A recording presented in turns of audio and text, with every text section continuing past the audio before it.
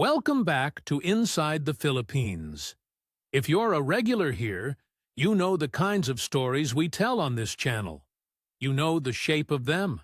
Young man or youngish man comes over here chasing something. Love, or the idea of it, or just the absence of everything he's running from. And things go sideways in ways he should have seen coming, and maybe part of him did. We've told a lot of those stories. This one's different. The man you're about to hear from is 73 years old. He's not from California or Texas or somewhere men go looking for adventure. He's from Castlecomer, County Kilkenny, in Ireland. A town most of you have never heard of, a place built around a coal mine that closed before the century turned. He spent 34 years underground. He was married for 46 years to a woman named Máiréad. He is not, by any measure, the kind of man you'd expect to find himself in the situation he's in. He came to the Philippines in 2022 looking for nothing dramatic. Just a bit of warmth, a bit of quiet. A place where a man on his own didn't feel like something had gone wrong with him. What happened in the 2 years after that is what he's here to tell you. And I'll say this much before I hand it over to him. This one's going to stay with you. Not because it's the worst story we've told, but because it might be the most honest. Here's Brendan's story, in his own words. My name is Brendan. I'm 73 years of age, from Castlecomer in County Kilkenny, and I want to tell you something before I start. I'm not a foolish man. I know that's exactly what a foolish man would say. But I want you to understand who you're dealing with, because the story doesn't make any sense otherwise. I went underground for the first time when I was 17 years old. Castlecomer Colliery. My father worked there, his father before him, half the men in the parish. You learn certain things in a mine. You learn to read the rock above your head. You learn which sounds are normal and which sounds mean, get out now. You learn that the difference between a man who comes home and a man who doesn't is usually the man who pays attention. I paid attention for 34 years, never had a serious incident, brought my crew home every shift. I'm telling you this because I want you to understand that I am not a man who misses things, and I missed things, and that matters. The mine closed in 1999. I was 51. I did laboring work after that, bits and pieces, whatever was going. Máiréad was teaching at the national school in the town, which was the stable income, and I was the gap filler, which was fine. We were fine. We'd built a life in a 3-bedroom house off the Dublin Road, and we weren't wealthy people, but we were comfortable, and we were together. And for 40-odd years, that was the whole of it. Máiréad was diagnosed in 2017. Ovarian cancer, stage 3. The oncologist in Waterford was good, straight with us, which I appreciated, because I can't stand it when people soften things until they mean nothing. He told us what we were dealing with. We nodded and went home, and I made tea, and we didn't say much that evening because neither of us had the words yet. The next 2.5 years I won't go into in great detail. It's not what this story is about. And anyway, I don't have the language for it, even now. What I'll say is that I became her carer, and I did it the same way I did everything. Put my head down and got on with it. Hospital appointments twice a week at the height of it.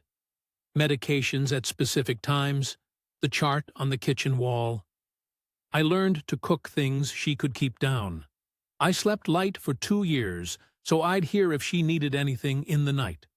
She died in April 2020, which, if you remember what April 2020 was like, was a particular kind of awful. No proper funeral mass. Government restrictions, and rightly so. I'm not complaining about that. A graveside service, Father Dempsey, who, to his credit, drove out despite everything, and 5 of us standing apart in the rain in that idiotic way we all had to stand apart from each other that year. My daughter Máiréad was there, Máiréad's sister, a neighbor, the priest, the quietest day of my life. After that, I was in the house, which was just a house by then.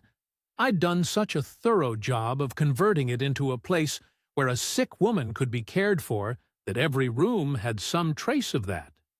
The grab rail in the bathroom I'd fitted myself, the hospital-style pillow on the couch, the smell of the particular antiseptic she'd used on the skin around her port. I couldn't change it fast enough, and I couldn't bring myself to change it at all. That's a specific kind of stuck that I don't recommend. Máiréad told me not to sell. Grief does strange things to judgment, she said, and she was right. And I told her she was right. Then I waited 18 months, which was the thing she'd asked me to do, and then I sold it anyway. Cleared about $160,000 after costs, and the estate agent and whatever else. That was the house. That was 38 years of a mortgage paid off, and a marriage and a life. $160,000 sitting in my current account, doing nothing. I had a state pension coming in. Not much.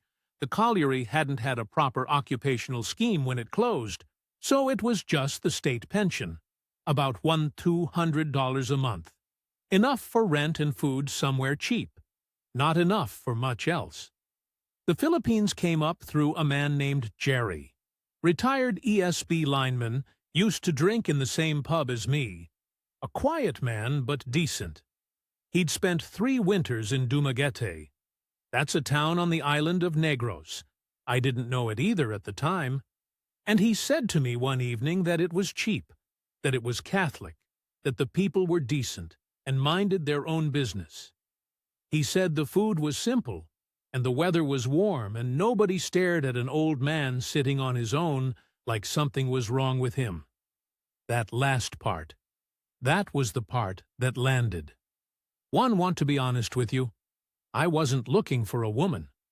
I know how that sounds. Of course, that's what everyone says. But I genuinely wasn't. I'd been with Máiréad since I was 24 years old. I wouldn't have known how to look for someone if I'd tried.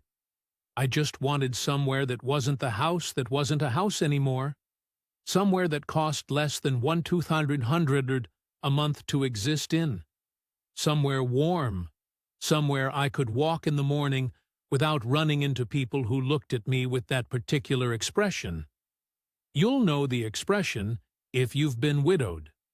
The one that's half sympathy and half relief that it isn't them. I booked the flight in February 2022, Cebu City, because Jerry said Dumaguete was good, but Cebu had better medical facilities for a man of my age, and I wasn't going to argue with that logic. One-way ticket, which Máiréad noticed immediately and did not say anything about, which was its own kind of conversation. I was 70 years old, I had 2 bags and $160,000 and nowhere particular to be. I had absolutely no idea what I was walking into. Well, that's not entirely true either. I had some idea. I just told myself it didn't apply to me. The flight from Dublin to Cebu goes through Doha. 14 hours to Qatar, 4-hour layover, then another 4 or 5 hours east. I'd never been on a long-haul flight before. Máiréad and I had done Spain twice, a package holiday to Lanzarote. That was the extent of it. I'm not a man who travels. I spent most of the Qatar Airways flight in the same position. Slightly too upright, bad knee wedged against the seat in front, watching the little plane icon crawl across the map on the screen. At some point over India, I thought, I could get off in Doha and go home. There was no one waiting for me in either direction. The thought wasn't distressing, just factual. I didn't get off in Doha. Cebu Mactan International Airport is smaller than you'd expect for a city that size. I came through arrivals into a wall of heat and noise and people holding signs, and I stood there with my 2 bags for a moment that was longer than it needed to be. Nobody was holding a sign for me. Nobody was going to hold a sign for me. I'd arranged a grab to the apartment. A man in the expat Facebook group had walked me through setting up the app before I left, very patiently, like explaining it to someone's grandfather, which I suppose I am. The driver didn't speak much English, which was fine. I wasn't in a conversational mood. We drove through traffic that I can only describe as organized chaos, if you're generous with the word organized. Jeepneys painted in every color, tricycles cutting across lanes, motorbikes going places motorbikes have no business going. Cebu City in the afternoon is loud and hot, and smells of diesel and something frying, and I sat in the back of that car thinking, right, this is a different place entirely. The apartment in La Hogue was small but clean. Ground floor, which suited my knee. A ceiling fan that actually worked. A bed that was adequate. A kitchen with a gas hob I had to light with a match. The landlady, a woman in her 60s called Ate Nena, showed me how the water pressure worked and where to leave the rubbish, and then left me to it. I appreciated that. I didn't need a tour. I needed to put my bags down and sit quietly for a while. I did some reading before I came. I knew roughly what things cost. I had a budget in my head of about $900 a month for everything, rent and food and transport, and the odd expense, which was 3/4 of my pension. Comfortable enough if I was sensible. The apartment was $18,000 a month, which is about $290. That left room. Within a week, I had a routine. I'm not a man who does well without structure. 40 years of shift work sees to that. Up at 5:30, which was already late given the roosters started around 4. Walk by 6:45 before the heat got serious. Down through the barangay roads toward the main road and back. Nothing strenuous. 40 minutes. The knee managed it. And then breakfast at the Turo Turo. I found it the second morning, just off the road from my apartment.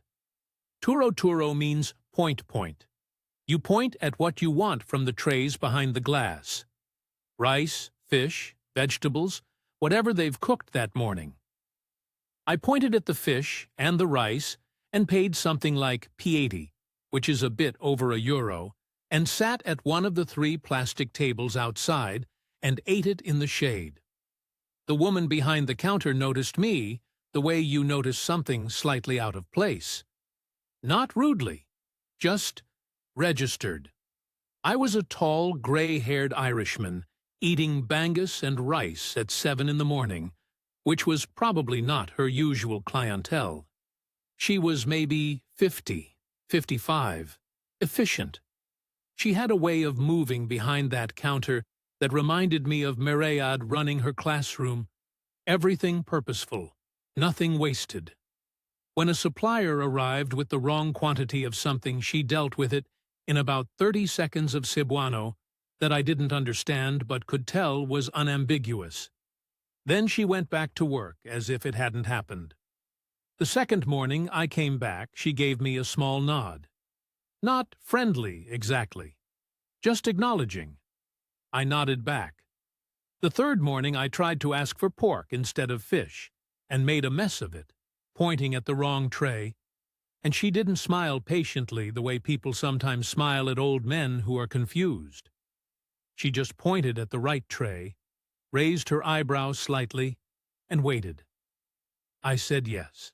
She served me. That was the whole exchange. I appreciated it.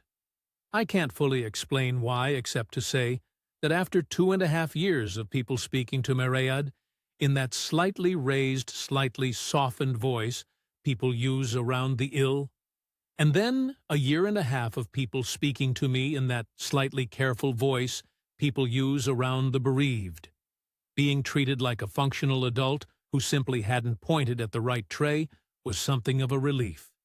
Her name was Rowena. I didn't learn that for about 3 weeks, In the meantime, she was just the woman at the Turo, and I found out later, the tall Kano who came every morning and sat by himself and didn't bother anyone. The conversations started gradually. She asked once, in good English, whether I wanted the pork or the bangus, just to establish it for future reference. I said bangus.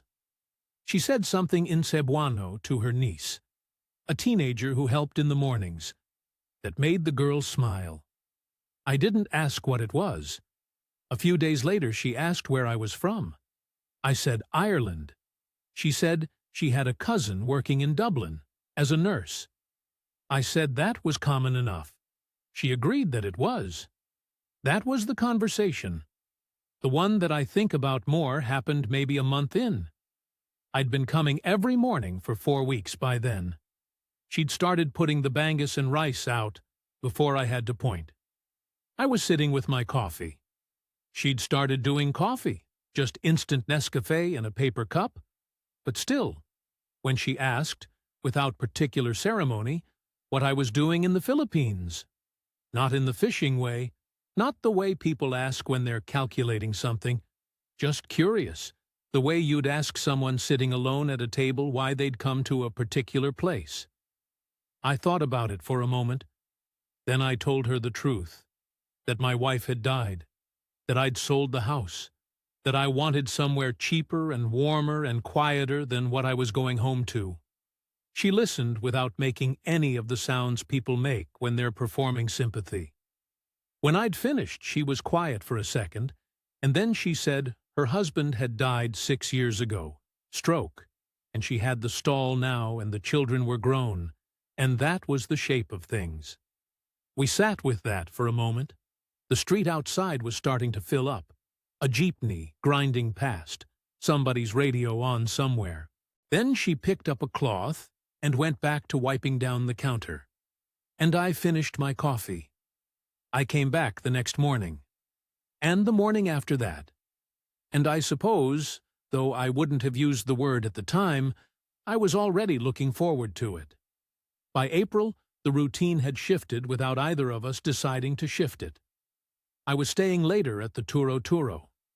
The breakfast rush ended around 7:30, and Rowena's niece, a girl called Leanie, 17, quiet, with a phone she was constantly looking at when Rowena's back was turned, would take over the counter, and Rowena would come and sit at the table across from me with a coffee of her own, and we would talk. I want to be clear about what these conversations were like, because I think it matters. She didn't ask me about Ireland in the way some people ask about where you're from, that slightly eager way that's really asking about money, about what things cost there, whether you owned a house, what your pension was. She didn't do that. She asked about the mine, about what it was actually like underground, how dark it was, whether you ever got used to it, what the air tasted like at the coalface. I told her it tasted like wet stone and metal, and other men's cigarettes, because the ventilation was never quite right. She thought about that for a moment, and then said it sounded like being inside the earth. And I said that was exactly what it was. Nobody had asked me about the mine in years.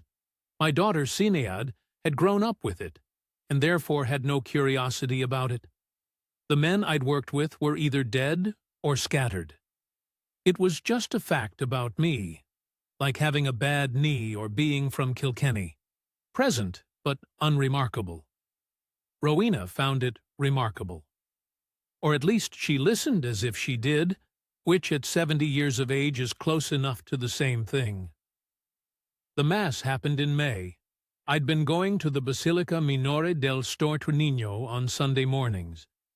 It's a 10-minute walk from La Hogue, an old stone church in the middle of the city that looks like it belongs in a different century, which I suppose it does. I mentioned it one morning, and she said she attended the same Mass, the 8 o'clock. We looked at each other briefly, and then we both looked away. And the following Sunday we walked there together without having formally agreed to. I'm going to tell you something that might sound strange given how this story ends, but I want to say it anyway, because it's true. The experience of going to Mass in the Philippines, that specific Mass, in that specific church, was one of the more moving things I've encountered in my adult life. And I'm a man who hasn't used the word moving about much.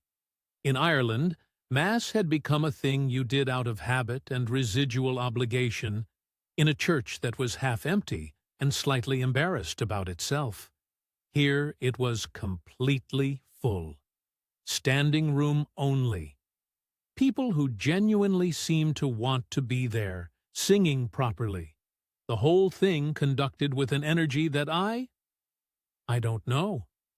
It reminded me of what it was supposed to be, I suppose. Máiréad had been devout in a quiet way. She would have liked it. I thought about her a lot in those weeks. Not with the grinding daily weight of the first year, but with something softer. More like company. I'm getting ahead of myself. By June, I'd met the niece properly, and a cousin of Rowena's who helped on busy days, and I'd seen the photographs on the wall behind the counter often enough to know the faces. 2 daughters, a son, grandchildren. She showed me one of her late husband once, unprompted, just picked it off the wall and handed it to me. A solid-looking man in a white shirt, squinting slightly into the sun. She said his name was Ernesto, and that he'd been a good man, and that she missed him less than she used to, which she seemed to consider a reasonable outcome. I understood that. The money comes in here, and I want to explain it properly, because I think the way it happened is important. It wasn't a request. That's the first thing. Rowena mentioned one evening when Leanie had gone home and we were closing up the chairs, that her youngest brother June had missed the enrollment deadline for his vocational course because he hadn't had the fees in time. She said it the way you'd mentioned that it had rained and you hadn't had an umbrella. Not fishing, just reporting. A thing that had happened. I asked what the fees were. She said, P45,000. Now, let me tell you what P45,000 meant to me in that moment. It's roughly $720. It's less than a week's wages for a tradesman back home. It's considerably less than 1 month's memory care would have cost for Máiréad if we'd needed to go that route in her last year, which we'd discussed, and which I'd been quietly terrified about until she died at home, and we didn't need to. I told her I'd sort it. She looked at me for a moment, then said, it wasn't my responsibility. I said I knew that, and I'd sort it anyway. I transferred the money the next morning through Wise. John sent a thank you message that evening, formally worded, the kind of thing you could tell someone had helped him draft, saying he was grateful and that he would work hard and not waste the opportunity. I read it once and put the phone down.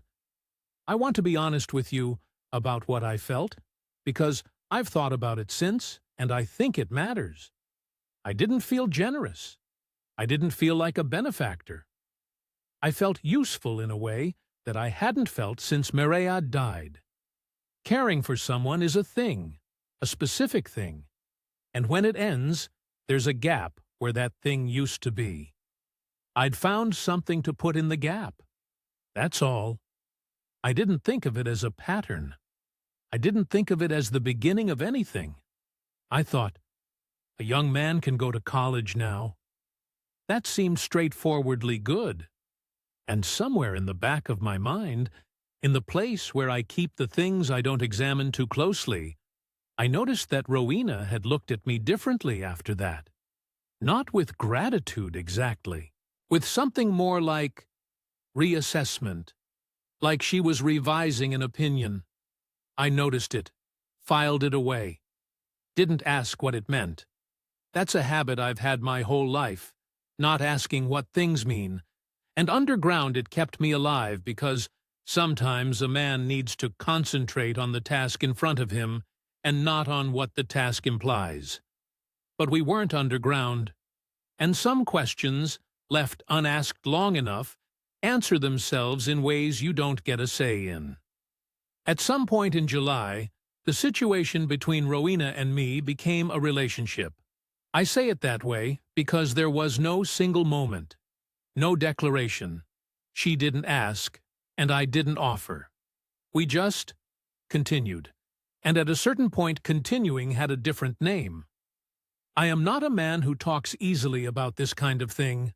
I was married for 46 years, and in that time I told Máiréad I loved her at significant intervals, and I showed it the rest of the time by being present and reliable and fixing things when they broke. That was the grammar of it. I didn't have different grammar at 70. Rowena was similarly undemonstrative, which suited me.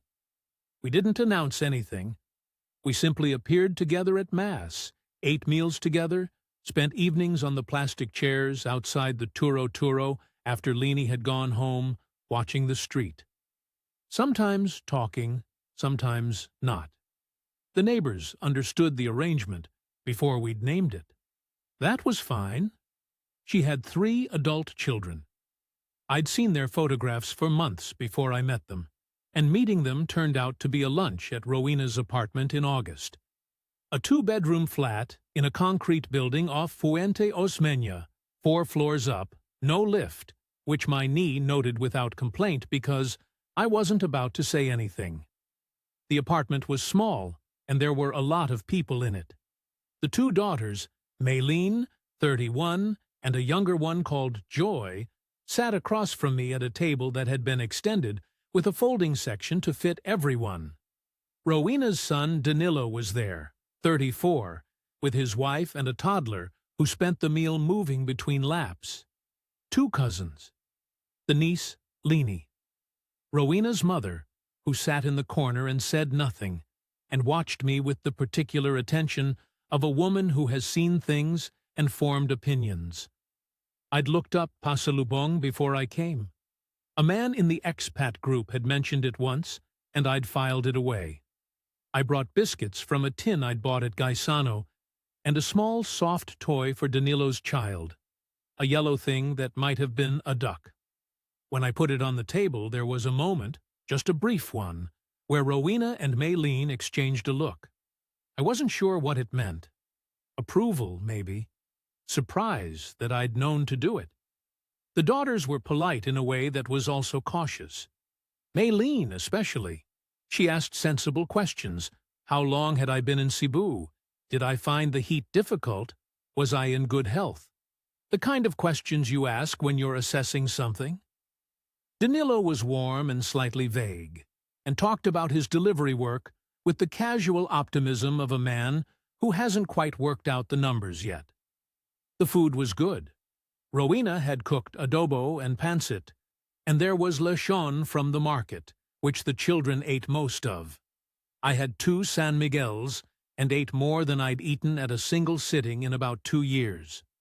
I left that afternoon thinking, this is a family. A real, complicated, ordinary family. And I was now, in some capacity, adjacent to it. I want to walk you through the money carefully, because I think the sequence matters. September. Rowena's mother, the one who'd watched me from the corner, needed a gallbladder procedure. The family took her to Cebu Doctors Hospital. The bill came to $90,000. That's roughly $1,450. Rowena told me about it one evening, not as a request. She told me the way she reported things, plainly, as facts. I said I'd sort it. She said I didn't have to. I said I knew that. I didn't find this difficult. I want to be honest about that. The woman was 77 years old and needed surgery. I'd watched Máiréad's medical costs climb for 2 years in a system that was supposedly free and still cost money at every turn. $90,000 for a gallbladder. In Irish terms, that's a single night in a private room. I transferred it through Wise the following morning. August the following month. $25,000 for school fees and uniforms for Danilo's children and one of Joy's. About $400. Joy mentioned it to Rowena. Rowena mentioned it to me. I paid it. November. Danilo needed a motorbike for his delivery work. His old one had given out. The one he wanted was $95,000, a second-hand Honda, decent enough, but he had $57,000 saved. He needed $38,000 to bridge the gap. About $610. Rowena asked me herself this time, which was the first time she'd asked directly rather than reported. I said fine. December. Leanie's dental work. An infected molar that had turned into something more complicated. $15,000, roughly $240. I didn't even think about it. Now, I'm going to tell you the 3 things I said to myself across those months, because I've thought about them a lot since, and I think they're worth saying. The first thing, this is what family costs. I'd seen it in Kilkenny my whole life. Someone always needed something, and the ones with more helped the ones with less. And that was just the texture of things. This felt the same. The second thing, this is what money is for. I had $160,000 sitting in my account, earning nothing. I was spending roughly $900 a month on living costs. At that rate, the money would outlast me. What was I saving it for? The third thing, and this is the one I'm least proud of, Máiréad would have done the same. I used her name to justify it to myself, which is a thing I notice now that I didn't notice then. In October, I flew back to Dublin for 3 days to deal with some pension paperwork that needed to be done in person. Something to do with the way I'd changed my address. A stamp required that couldn't be done remotely. Máiréad drove up from Waterford to meet me, and we had lunch in a cafe near the DSGB offices on Townsend Street. She asked, over soup, whether I was giving money to a woman in the Philippines. I said yes, some. Helping with family things. She looked at me. She didn't say anything immediately, which is her way. She's deliberate, like me. Then she said, how much is some? I said, enough, and I changed the subject. I think about that conversation, the way I changed the subject. I knew, in that moment, the exact figure, every transfer, every amount, the running total sitting in the back of my head like a number chalked on a wall. I chose not to say it. That was October 2022, 7 months in. Total family expenses to that point, approximately $213,000, or about $3,400. Not ruinous, not even particularly alarming on its own. But I knew it wasn't going to stop. I think I knew that in October, in the cafe on Townsend Street, over soup. I went back to Cebu 3 days later anyway. The house didn't arrive as an idea. It arrived as a series of facts, spread across several months, each one presenting itself as simply the next fact in a sequence. The first fact, Rowena's landlord was increasing the rent on the Fuente Osmeña apartment. $22,000 a month going to $28,000. She mentioned this in passing in February 2023, the way she mentioned most things, plainly without framing it as a problem that required my involvement. I nodded. We talked about something else. The second fact came maybe 3 weeks later. She had a piece of land in Consolacion. That's a municipality just north of Cebu City, 20 minutes by grab. She'd inherited it from Ernesto's family after he died. A small lot, maybe 200 square meters, title in her name, sitting empty. She'd been paying the annual real property tax on it, a small amount, just to keep it clean. She said this with the same matter-of-fact tone she used for everything, and I listened and asked a few questions, and we moved on. The third fact, Máiréad and her husband and their 2 children were renting a room from a cousin in Mandaue, and the situation was becoming difficult. Too many people, not enough space. Rowena told me this on a Sunday evening after Mass, while we were eating halo from a stall near the Basilica. She wasn't asking me anything. She was just telling me about her daughter's situation. That was all. The fourth conversation I remember more precisely. It was March. We were sitting in the apartment, and the fan was going, and there was karaoke coming from somewhere 2 streets over. There's always karaoke coming from somewhere. And Rowena said, quietly, that she didn't want to spend whatever years she had left renting from someone else. She said it once. She didn't repeat it, or press it, or look at me in any particular way. Then she got up to make tea. I sat there for a moment, and I knew, in that moment, exactly what the shape of the thing was. I'm not going to pretend otherwise. I'm 70 years old. I've been around. I knew. I told myself I needed 2 weeks to think about it, and I took the 2 weeks, and I did some actual research. I went online, and I read about property law in the Philippines. I read it carefully, the way I read safety documentation underground, not skimming, actually reading. And I understood clearly what it said. A foreign national cannot own land in the Philippines. Full stop. Any house built on that land would belong to the title holder. If Rowena held the title, the house was hers. I understood this completely. I am not making a claim of ignorance here. I knew exactly what I was walking into. What I told myself was, I'm not buying property.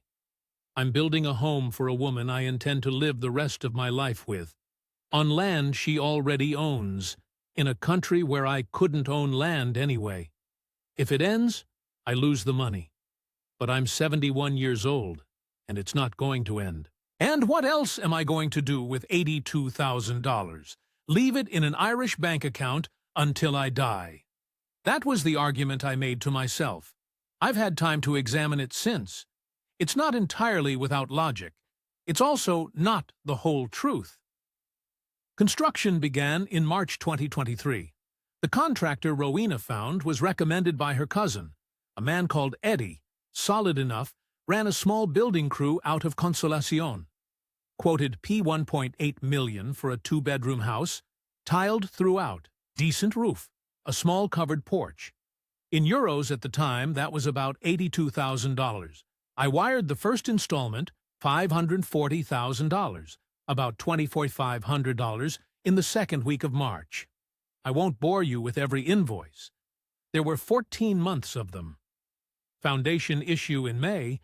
The soil at the rear of the lot needed deeper footings than anticipated, an additional P95,000. Window frames in July. Rowena had seen aluminum frame windows with frosted glass at a neighbor's house and preferred those to the standard ones, which added P78,000. Tiling upgrades in September. An extra bathroom partition that made sense once the walls were up. Small things, each of them reasonable, adding up month by month to a final figure of P2.1 million. Approximately $95,000 in total. I flew to Ireland in August 2023 for a check-in with the pension office. There was a form requiring my physical presence and original documents. I was in Dublin for 4 days. Máiréad drove up again. This time the conversation at the kitchen table in Waterford was not a question. She had done some arithmetic. She'd looked at the Wise transfer records. I'd mentioned Wise once in passing, and she is her mother's daughter, which means she pays attention to things said in passing. She put a number on the table. Not the exact figure, but close enough. She asked me if that was approximately what I'd sent. I said, approximately, yes. She said, duh, you don't own any of it. I said, I know that. She said, then what are you doing? And I didn't have an answer that would have satisfied her, so I said that I was building something, and that I was fine, and that I appreciated her concern. She drove me to the airport 3 days later, and we hugged in the car park, and she held on slightly longer than usual, which is the Máiréad version of saying something she doesn't have words for. I came back to Cebu. By November 2023, I was sleeping at Rowena's rented apartment because the construction on the house in Consolacion was at a stage where the bedroom roofing was done, but the windows weren't in yet, and it wasn't habitable. We were sharing her space. Her grandchildren came on weekends. Máiréad visited most Saturdays. It was, in a domestic sense, very full. One evening, Rowena and I were sitting on the apartment balcony. Just a small concrete ledge, really. But you could see a slice of the city from it, lights going on as the dark came in. And she said, "It will be good when we're in our house." Our house. She said it naturally, easily, the way you'd say something that was simply true. And I nodded and said yes, it would be. I didn't ask what our meant. I didn't ask whose name was on the title, or what would happen to my contributions if things changed between us, or whether there was any legal arrangement that would recognize my investment if it came to that. I knew the answers to all of those questions. I chose not to ask them. A miner knows when he's working in bad ground. Sometimes he works in it anyway, because turning back means admitting the ground was bad from the start, and the whole crew has come this far, and you tell yourself it'll hold. Sometimes it doesn't hold. I flew to Manila in late June 2024 because a man in the expat group, a retired Dutch engineer called Peter, who'd lived in the Philippines for 11 years, had recommended a specialist knee clinic in Makati. My GP back in Ireland had told me before I left that the knee would need looking at eventually, and eventually had arrived. I booked 3 nights at a guest house in Ermita and flew up on a Wednesday morning on Cebu Pacific. 45 minutes, cheaper than a bus. The clinic was on Chino Rosas Avenue. Perfectly good. The doctor spoke excellent English and confirmed what I'd suspected. The cartilage was deteriorating. Manageable with the right exercises and anti-inflammatories. Surgery not yet necessary, but worth monitoring. He gave me a printed program and a prescription I could fill at any mercury drug. I paid $3,800 for the consultation, about $60, and went back to the guest house, feeling, if anything, slightly relieved. The knee, though, couldn't manage the overnight bus back to Cebu. I'd planned to take it, cheaper than flying again. But by Thursday evening, the joint was swollen from all the walking I'd done getting to and from the clinic, and the idea of 8 hours on a provincial bus over mountain roads was not a serious option. I booked a Cebu Pacific seat for Friday afternoon instead of Sunday, 2 days early. I remember the flight being delayed by 40 minutes. I sat in the Ninoy Aquino terminal eating a Jollibee burger I didn't particularly want, watching planes, thinking about nothing in particular. I took a grab from Mactan to Consolation. We'd been living in the house 6 weeks by then, moved in properly in mid-May. Once the tiling was done and the kitchen fittings were in, it was a decent house. 2 bedrooms, solid roof. The covered porch we'd planned from the start, looking out over a small garden that Rowena had already begun putting things in. Máiréad and her family were in the 2nd bedroom. That had been the arrangement from the beginning, and I had accepted it, because I'd accepted most things by that point. The grab dropped me at the barangay road, and I walked the last 200 meters. It was mid-afternoon, the hottest part of the day. I had my bag over one shoulder. I could hear, as I came down the road, voices raised inside the house. I stopped at the gate. I want to be precise about what I heard, because I've gone over it many times since, and I want to be honest about the limits of my Cebuano. My Cebuano is functional. I can order food, manage a transaction, follow a conversation if people aren't speaking too fast. Máiréad and Rowena were speaking fast, and there was a quality to the exchange that made it harder. The flat, compressed sound of 2 people saying things they'd been holding for a while. What I understood clearly, Máiréad was angry. The word for share, bahin, came up several times. There was a reference to the title, and then a phrase that I understood, without any ambiguity at all, because it's not a complicated phrase. Pagpatay na ang kano. When the kano dies. Rowena said something I couldn't make out. Máiréad said it again, differently. Not louder, more deliberate. I set my bag down on the path outside the gate. I didn't go in. There was an upturned paint bucket near the water tap at the side of the garden. Left over from the construction. White paint dried on the rim. I went and sat on it. I don't know why that specific detail has stayed with me as clearly as it has. Maybe because it's such a plain thing to be sitting on when you're understanding something you've been not understanding for quite a long time. I sat there for about an hour. The argument inside wound down. I heard Máiréad leave through the back. The house went quiet. A rooster somewhere on the next lot made its feelings known about the afternoon in general. I went inside. Rowena was in the kitchen. I said I was back early. The bus wasn't going to work. She said she'd make rice. I said fine. We ate. I went to bed. I lay awake for most of the night doing what I'd spent 34 years doing underground, separating what I actually knew from what I thought I knew. I'd heard a phrase. My Cebuano was imperfect. There could be context I'd missed. All of that was technically true. And also, I knew. The following morning, after coffee, I told Rowena what I'd heard. I said it plainly, the way I say most things. I told her the phrase I'd caught and asked her what they'd been discussing. She cried. Genuinely, I believe. Rowena was not a performer, and the tears came quickly and without calculation in her face. She said that Máiréad had strong opinions about the family's future, and that she didn't always agree with her daughter, and that it wasn't what it sounded like. She said she'd never thought of the house that way, as something that would pass to them when I was gone. She said she loved me, and that I had to believe that, and that Máiréad was sometimes cruel in the way that frightened people are cruel. I sat across the table from her, and I listened to all of it. And then I said, "But the house is in your name." She said, "Yes."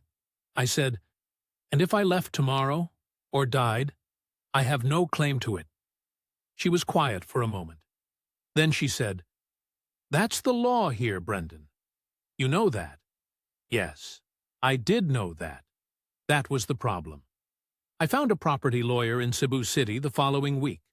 An office on Osmeña Boulevard. A woman in her 40s called Atty. Ramos, who had clearly had this specific conversation with foreign men before, and had developed a patient, business-like way of conducting it. She looked at my wise transfer records, the invoices from Eddie's crew, the photographs I'd taken of the construction at various stages. She told me what I already knew. The land title was in Rowena's name. The house was a fixture on that land. And under Philippine law, my financial contributions established no ownership or legal interest without a registered agreement, which didn't exist. She said my records proved I'd paid for it. They proved nothing else. I thanked her. I paid her $8,500 for the consultation, about $135. I took the grab back to Consolation. I did the sums that evening properly, for the first time. Not avoiding them, actually adding them up. Construction. $2.1 million, approximately $95,000. Family expenses across 2 years, roughly $250,000, approximately $23,000. Living costs were my own business, and I don't count those.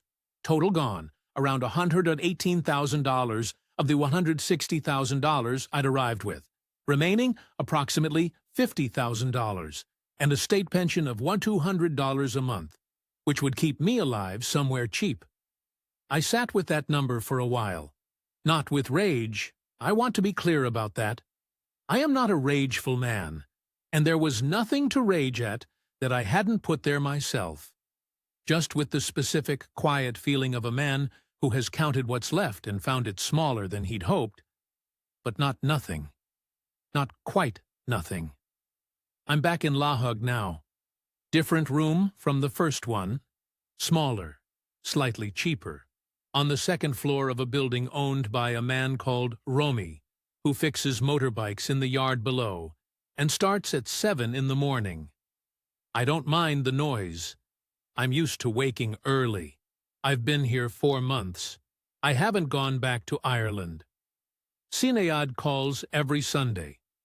She doesn't say, "Come home," which I appreciate, because she knows I'd only dig in. She asks how I'm eating and whether the knee is being managed, and occasionally, carefully, whether I've spoken to Rowena. I tell her no. She says, okay. We talk about her children, my grandchildren, a boy of 9 and twin girls of 6, who I've met 3 times in their lives, and who regard me with the polite curiosity they'd show any large, slightly unfamiliar object. There's nothing to go back to in Kilkenny. The house is sold. I couldn't afford to buy anything there on what I have left, not at Irish prices, not with what remains. I could rent, technically, live out my pension in a flat somewhere and watch it run down. Máiréad would take me in. She's offered, not directly, but in the way she has of leaving the door open without making you feel you're being offered charity. I won't ask that of her. I'm 73, not 90. I'm not ready to be taken in. So I'm here, in a room in Lahug with a ceiling fan and a window that looks onto Romy's yard, and a Nescafe I make myself each morning before the heat builds. My pension comes in. My rent is $15,000 a month, roughly $240. I eat at a different Turo now, down a different street. I go to Mass on Sundays, alone, at the Basilica. I sit in the same pew, and I don't look for Rowena, and she has not appeared. We haven't spoken in 3 months. There was no formal ending. She didn't ask me to leave, and I didn't tell her I was going. I moved my things out on a Tuesday morning while she was at the stall, which is perhaps a cowardly way to do it, but I'm not sure what a brave version of that conversation would have looked like. We texted briefly, twice, in the first week. She said she was sorry. I said I knew. That was the end of it. I don't know what to call what we were. That's the honest answer. I've thought about it the way I think about most things, methodically, without sentiment, trying to find the accurate description. And I can't find one that covers it completely. She cared for me. I believe that. She also had children and land and a future that needed securing. And I was a 70-year-old Irishman with money who'd walked in off the street and shown himself to be helpful and willing to stay. Both of those things can be true simultaneously. I know that now. I want to tell you what I'd do differently, because that's presumably why you're watching this. I'll give it to you straight. First, before any money moved, any money, including June's college fees, I would have had a conversation with a local solicitor about what my financial involvement meant legally. Not because I thought something was wrong, just because in a mine, you check the roof before you go under it, even when the last 20 men who went under it were fine. Second, I would not have funded construction on land I could not hold.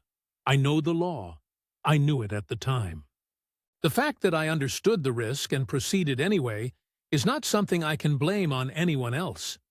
If I'd wanted to build a shared life with Rowena, the correct thing to do was to find a legal structure, a registered agreement, a cohabitation contract, some formal recognition of my contribution, and have that in place before the first cement was poured. I didn't do that. I told myself it wasn't necessary. It was necessary. Third, I would have had one direct, plain conversation with Rowena about what the house meant for both of us, legally and practically, before we began. Not accusatory, just clear. The kind of conversation that 2 adults who are building something together should be able to have.